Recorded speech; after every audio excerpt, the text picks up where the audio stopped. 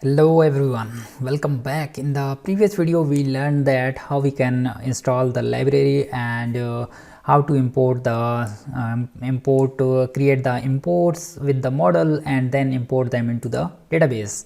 So now the time is to figure out the problem.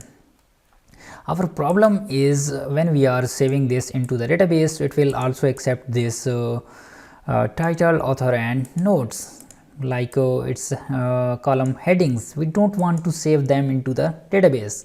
So how to skip this? So let's go to the Stack Overflow, and Stack Overflow helps you to solve this issue, right? So how we can solve this? So you need to add this at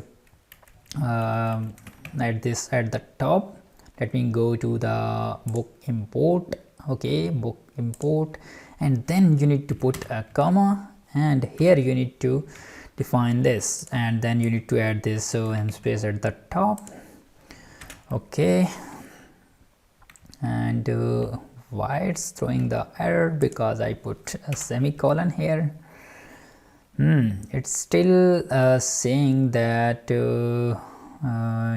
okay, I need to call this function, so it will be removed hope. Okay, so otherwise we will remove this, so we will fix this. Nothing is okay, it's fixed. So now it will automatically read it from the second line, not first line, right? So let's go here, give it a refresh, and then we have these two one, right? So let me download this file for you. Okay, and yes, so let me go to the download folder, go here, go to the download folder, and here we have this latest 1043, and we have now the time is 1043. So let's click on this and click on this first file, upload,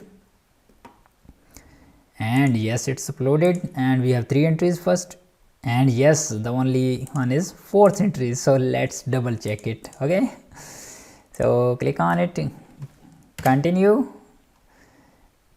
Okay, it's added this into the database, right? It's added only the first entries, either there is 2 entries, right? So it's skipping the first line. So we successfully solved our problem, right? So now the time is to validate the Excel sheet on the server side, right? We can also apply the client validation, but server side is very mandatory because it's prevent us from the creating disruptive data, right? So now the time is to go to the next video, and I will meet you in the next one where we will discuss about server side validation of Excel files. So thank you so much for watching. Subscribe the YouTube channel and stay connected. Bye.